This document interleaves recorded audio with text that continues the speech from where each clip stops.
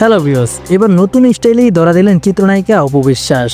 হঠাৎ করেই ঢাকার ভিতরেই বিউটি পার্লার উদ্বোধন করতে গিয়ে সবাইকে চমকে দিলেন এই অভিনেত্রী। অপু বিশ্বাসকে সেখানে সাদা পরীর মতনই দেখতে লেগেছে। নতুন করেই কিন্তু তিনি সোশ্যাল মিডিয়াতে আবারও আগুন ছড়ালেন।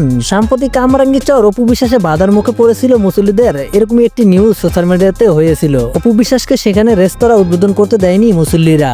এই বিষয় নিয়ে চিত্রনায়িকা অপু বিশ্বাস বলেন, বিষয়টা এরকম ছিল না যেভাবে নিউজ করা হয়েছে। আমি কামরাঙ্গীর চর যাওয়ার আগে আরো একটি শোরুম উদ্বোধন করেছিলাম, সেখান থেকে বের হতে হতে আমার অনেকটাই দেরি হয়ে যায়। তখন আমি রেস্তোরাঁ কর্তৃপক্ষের সঙ্গে যোগাযোগ করলে তারা বলে, আপু এখানে লোডশেডিং চলছে, আপনি এত কষ্ট করে আসবেন করো, অনেকটা সময় লস হয়ে গিয়েছে, আপনি একটি ভিডিও বার্তা পাঠিয়ে দেন আমাদের জন্য। এ কারণেই সেখানে আমার যাওয়া হয়নি। চিত্রনায়িকা অপু বিশ্বাস বেশ কয়েকদিন গ্যাপ দিয়ে আবারও সোশ্যাল মিডিয়াতে এসেছেন। নতুন করে আবারও কাজে যোগ দিয়েছেন। নিজেকে ফিট করতেই এতদিন সময় নিয়েছেন এই অভিনেত্রী। সিনেমায় কাজ না করলেও বর্তমানে বেশ আলোচনায় থাকেন সোশ্যাল মিডিয়াতে এই অভিনেত্রী।